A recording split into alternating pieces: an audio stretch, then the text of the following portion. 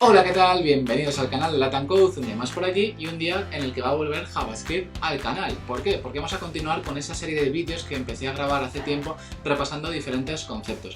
Hoy toca ver cosas tan interesantes como la diferencia entre el spread y el rest operator de JavaScript, ¿vale? Que ya sabéis que se parecen, hablar un poquito de nota number y por supuesto arrays y objetos, que siempre hay cosas nuevas que aprender. Este vídeo, como siempre, se lo quiero dedicar a mis Patreons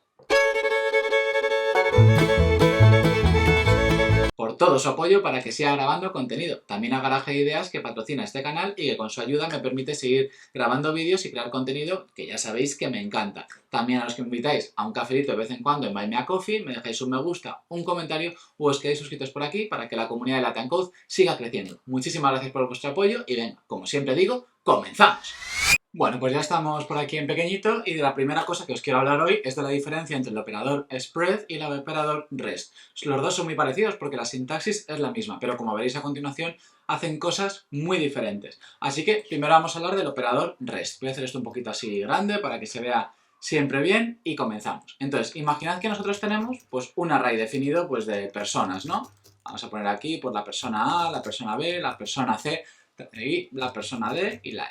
¿Vale? Tampoco me voy a empezar a inventar nombres, que no es el objetivo de este vídeo. Entonces, ¿qué nos permite el operador REST? Bueno, pues como su propio nombre indica, nos permite coger el resto de una lista de cosas, ¿vale? Entonces, ¿eso en qué se traduce? Imaginad que nosotros quisiéramos quedarnos pues con la primera persona, la segunda persona y el resto de elementos que conforman en la lista, el array de personas que acabamos de definir. Vale, pues eso sería tan sencillo como coger la primera persona, la segunda y ahora sí, aparece el operador REST que nos permite coger el resto, vamos a ponerlo así, incluso para que se vea mejor, de personas que conformaban el array de people. ¿Esto qué significa?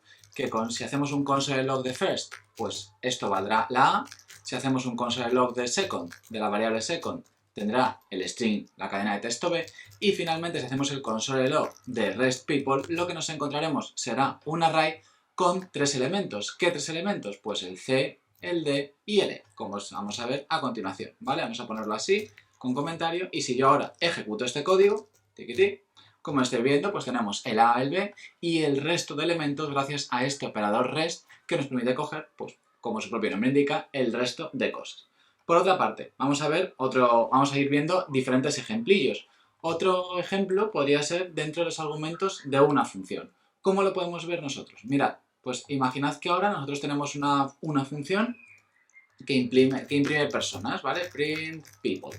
Entonces vamos a imprimir la primera persona, la segunda persona y ya el resto de elementos que nos pasen. Por ejemplo, other people. ¿Vale? ¿Qué hace el operador REST aquí? Que son estos tres puntitos. Se me había olvidado mencionarlo, pero bueno, por si acaso. Vale, pues en este caso vamos a hacer pues, un console log de first, un console log de second y finalmente un console log de other people. ¿Vale? Ahora, si nosotros invocamos esta función, que como tercer argumento está empleando el operador REST, mirad lo que sucede. Vamos a meterla con la A, con la B, con la C, con la D. Mirad que ahora no estoy usando un array, simplemente estoy pasándole muchos más argumentos a partir del primero y del segundo.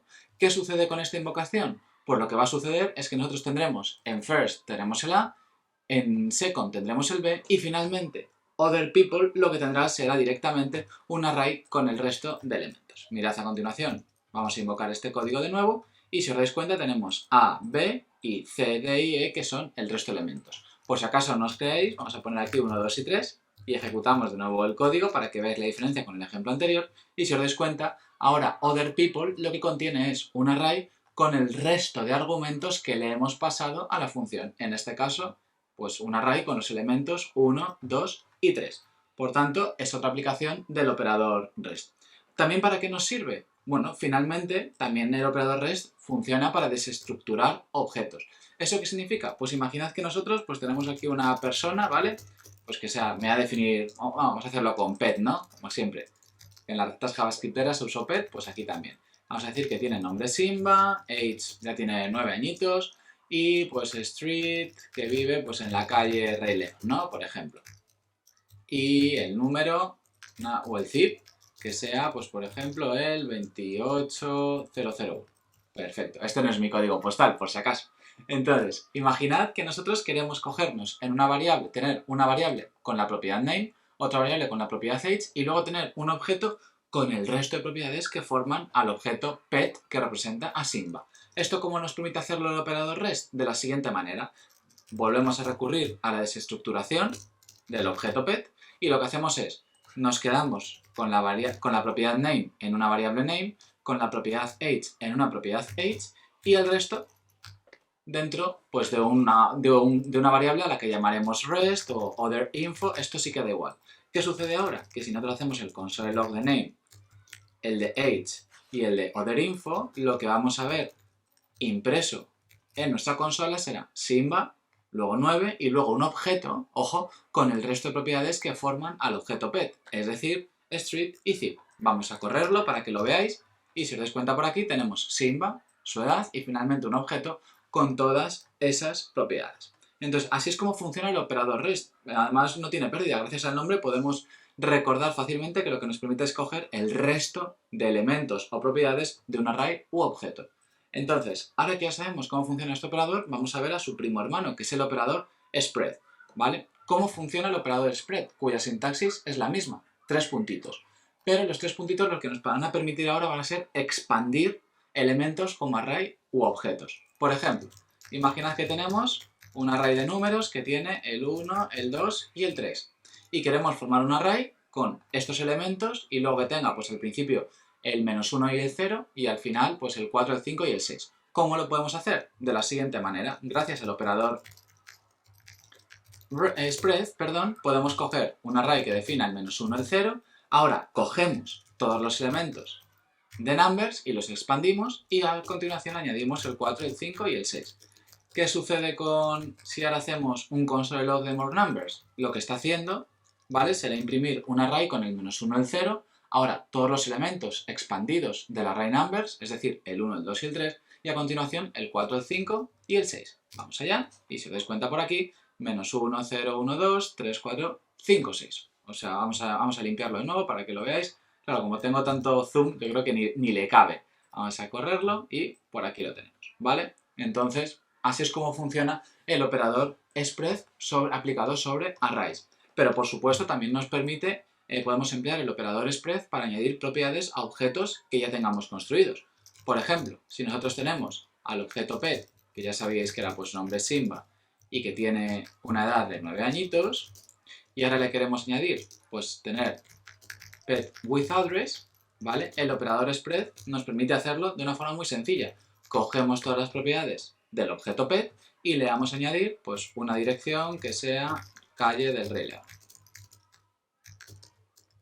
Y con esto vamos a tener un nuevo objeto que tendrá todas las propiedades del objeto pet, es decir, name y age, y las nuevas.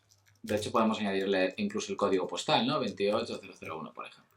Si os dais cuenta, si ahora corro el código, tenemos un objeto con todas las propiedades del objeto pet y gracias al operador spread le vamos a añadir pues el address y el zip. Todo funciona perfectamente. Por supuesto, el operador spread se usa a menudo para clonar objetos. Si os dais cuenta, de esto ya he hablado en varios vídeos, os dejo uno en la tarjetita en el que hablo de la clonación, pero que sepáis que el operador spread directamente, si no queremos añadir propiedades, lo que nos permitirá es tener un nuevo objeto con las propiedades del objeto pet. Pero ojo, este tipo de clonación que estamos empleando mediante el operador spread es una clonación shallow, lo que significaría que los objetos anidados, por ejemplo, pues un objeto que tuviera anidado por aquí, name Rey León, este objeto que se estaría clonando mediante spread sería asignado por referencia y por tanto no tendríamos una clonación deep recursiva de todos los objetos, sino solo a primer nivel. Y por tanto, bueno, pues tiene algún que otro problemita con el que tenemos que lidiar. Y eso es el operador spread. Entonces, como si os dais cuenta, operador rest para coger una lista de elementos, coger el resto de cosas de una lista u objeto, y el operador spread para extender arrays u objetos y trabajar con ellos, añadiéndoles propiedades, etc. Así que, primera característica de JavaScript repasada hoy, vamos a por la segunda. La segunda característica del día de hoy está relacionada con los parámetros por defecto. ¿Qué significa eso? Pues mirad, muy sencillito. Imaginad que nosotros tenemos una función que suma A con B, ¿vale? Y lo que hace es devolver A más B. ¿Qué sucede si nosotros la invocamos así? de hecho vamos a hacerla con multiplicar, que se va a ver incluso mejor. Multiply y la multiplicamos. Entonces, ¿qué sucede a nosotros si la invocamos con un solo argumento? Mirad lo que sucede. Vamos a hacer aquí un run code y no imprime. Vamos a ponerle aquí un console log para que lo veáis. Y si ejecutamos el código, me sale un not a number. ¿Por qué me está saliendo un not a number? Bueno, pues que básicamente lo que está haciendo es el argumento A vale 5, pero el argumento B, como no lo hemos especificado, pues vale undefined. Así que tenemos ese gran problema, que estaríamos haciendo 5 por undefined y por tanto devolveríamos un not a number como una catedral. Antiguamente la forma de resolver este pequeño problemita se hacía de la siguiente manera. Se añadía una línea en la que se decía, oye, pues si el tipo de B no es undefined, lo que vamos a hacer, ¿vale? Si el tipo de B no es undefined, nos quedamos con B, y si no le damos un valor por defecto, pues por ejemplo en este caso el 1. Y de este modo podíamos lidiar con asignar valores por defecto, en este caso el 1, a parámetros que no nos hubieran especificado y que por tanto tuvieran como valor undefined. Recordad, si no especificamos el valor de un argumento, entonces ese argumento valdrá undefined. Y esto lo que nos permitiría era, bueno, pues básicamente quedarnos con un valor, definir un valor por defecto para un argumento que no se hubiera especificado. Y ya con esto pues tendríamos resuelto el problema, ¿no? Pues ahora como no hemos especificado en este caso el valor del segundo argumento B, pues B cogería este valor por defecto 1. Si le ponemos un 2, pues en este caso el resultado evidentemente sería 10. Ahora, ¿qué sucede? Que JavaScript ya desde las últimas versiones nos permite definir aquí los argumentos por defecto, lo cual es muchísimo más cómodo, muchísimo más sencillo y mucho más legible. Por tanto, preferible esta sintaxis a la antigua, pero que sepáis de dónde viene, ¿vale? Entonces, esa es la forma en la que JavaScript nos permite definir valores para los argumentos, valores por defecto para los argumentos de una función. Vamos a por el repaso de la tercera característica del día de hoy. La tercera característica del día de hoy está un poco relacionada con la anterior porque si os acordáis, cuando nosotros invocábamos la función anterior con un solo argumento, antes de que definiéramos el valor por defecto de b, pues lo que obteníamos era este valor de none, que significa, es el acrónimo de not a number, es decir, un valor que no es un número. Lo primero que hay que saber de este valor, ¿vale? Es que, al igual que si nosotros tenemos aquí definido un número, por ejemplo el 10, e imprimimos su tipo, pues el tipo del valor que contiene la variable 10, pues evidentemente es number, ¿vale? Porque 10 es de tipo number, por supuesto. Pero si nosotros nos quedamos con el valor que devuelve multiply 5 y hacemos lo mismo, oye, ponme el tipo del valor al que apunta result, pues en este caso también obtenemos number. ¿Eso qué quiere decir? Que not a number, el valor not a number es de tipo number. Igual os está volando la cabeza, pero vamos, es así como está definido en JavaScript. Pero sirve para representar un valor que no es un número y que puede habernos aparecido como consecuencia, por ejemplo, de operaciones tan extrañas como hacer 5 por undefined. Pues en ese caso JavaScript dice, oye, esto no lo puedo hacer y el resultado no es un número. Y por tanto lo representa mediante este valor none o not a number.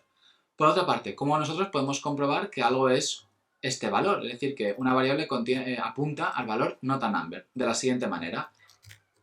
Nosotros dentro de number tenemos un método llamado isNum que le podemos pasar una variable o un valor y a continuación nos dirá básicamente si es el valor not a number o si no lo es. Entonces, si os dais cuenta, en este caso, corremos el código por aquí y nos dice que es true. Entonces, bueno, pues está guay saberlo. También nosotros, bueno, pues nos vale para cualquier otro tipo de operaciones, ¿no? Si, por ejemplo, nosotros hiciéramos así, de 3 entre la cadena de texto A y B, pues obtendríamos lo mismo y nos diría que también es true. Lo que not a number no sirve para representar la división 3 entre 0, porque esto lo que hace es devolver infinite, ¿vale? Que es básicamente pues la forma en la que JavaScript representa el valor infinito, ¿vale? En este caso, si os dais cuenta, obtendríamos un false porque el resultado de la operación 3 entre 0, los que hayáis estudiado matemáticas o os acordáis de los tiempos del colegio, es infinito. Así que nada, para eso es el valor not a number, representar resultados de operaciones que han devuelto algo que no es un número. Así que dicho esto, pasamos al siguiente repasito, al siguiente concepto del día de hoy. Ahora lo que vamos a ver a continuación es dos formas de comprobar si algo es un array, algo que bueno, pues suele ser bastante necesario en según qué casos, necesitamos saber qué tipo de valor está apuntando una variable y bueno, pues en este caso JavaScript nos proporciona dos formas de conseguirlo. La primera es súper sencilla, ¿vale? Porque podemos emplear el método isArray de la clase del objeto array. De este modo, si nosotros, por ejemplo, le pasamos al método isArray pues, la variable numbers, lo que obtendremos será un true.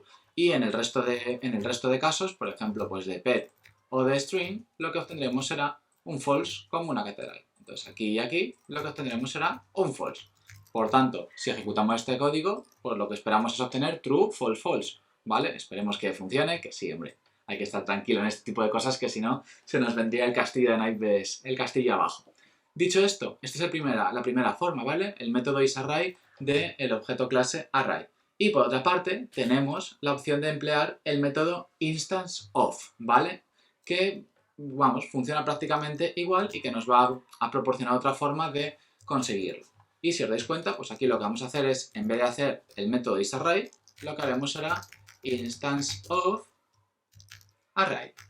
Y lo mismo, bueno, pues para el resto de casos. Esto funciona exactamente igual, ¿vale? Podemos emplear esta expresión instanceOf para saber si algo es instancia de la clase array. Y en este caso, pues lo mismo, true, false, false. ¿Esto qué está haciendo? Bueno, pues básicamente lo que está comprobando es si numbers es una instancia de la clase array que tiene JavaScript definida.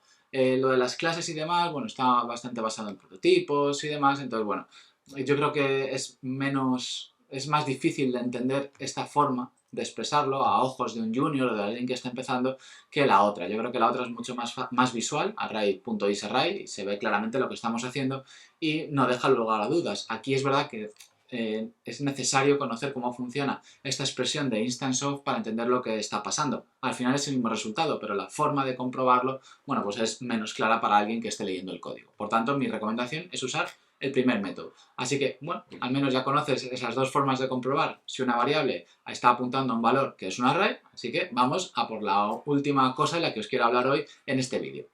Y de lo último que quiero hablar en este vídeo de repaso de JavaScript, que ya tenía ganas de volver a grabar otro capítulo, es de cómo podemos comprobar si un objeto tiene o no una propiedad. Os voy a dar tres formas de hacerlo que son un poquito diferentes cada una de ellas. La primera es mediante el método hasOwnProperty, ¿vale? Este método lo que nos va a permitir es comprobar, como su propio nombre indica, si un objeto posee una propiedad.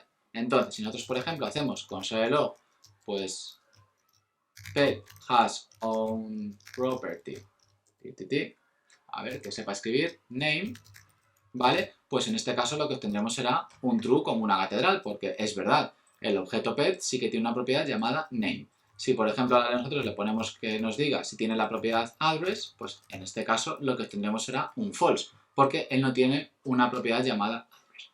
Pero, ojo al dato, si os acordáis de los objetos, yo puedo invocar el método toString sin ningún tipo de problema. Y esto funciona, no pega un pete, ¿vale?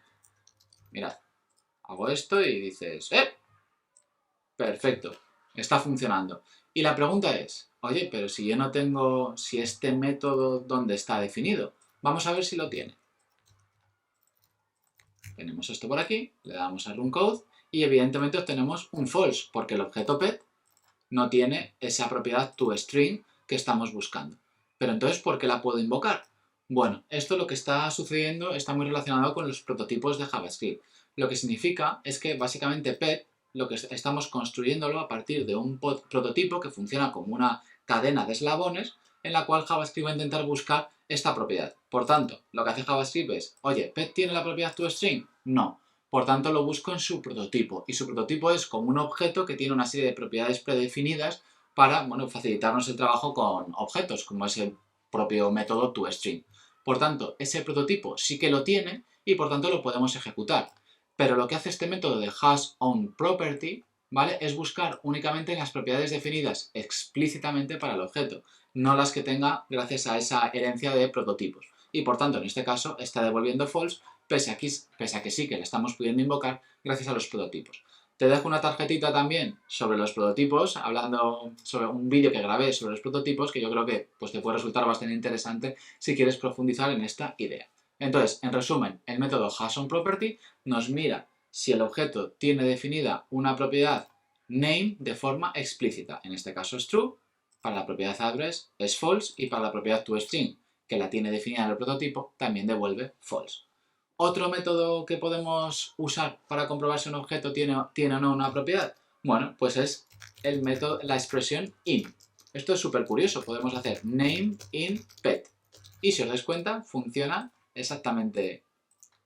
perfectamente. Nos dice que es true, si ahora buscamos la propiedad address nos va a decir que es false, pero además, si nosotros le metemos el toString in pet, si os dais cuenta, ahora nos devuelve true, a diferencia de lo que pasaba con el método hasOnProperty. ¿Por qué? Porque esto sí que recorre la cadena de prototipos. Por tanto, lo que hace es buscar toString en este objeto, no lo encuentra, pero a continuación se va al prototipo de pet, que es el propio prototipo ya de object del cual todos heredan, que sí que tiene definida la propiedad toString y por tanto funciona.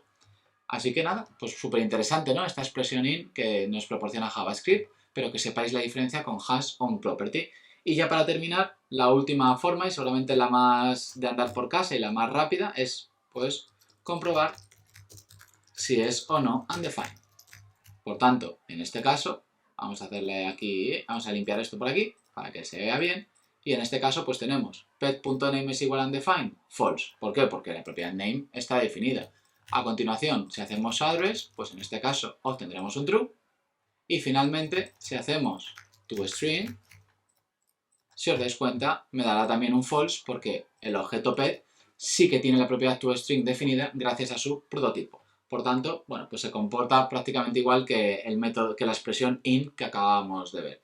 Y eso es todo por el día de hoy, así que me hago grande para despedirme. Y ya estoy por aquí en grande para despedirme y desearte que este vídeo te haya resultado interesante. La verdad es que hacía tiempo que no grababa un vídeo de repaso sobre diferentes características de JavaScript, así que bueno, pues nunca está de más ir repasando cosas, afianzando conceptos, sobre todo si estáis empezando a aprender este fabuloso lenguaje. Si te ha gustado, quédate suscrito, déjame un me gusta, un comentario, te lo agradeceré enormemente y así la comunidad de Latin Code sigue creciendo. Muchísimas gracias por verme y que pases muy buen día.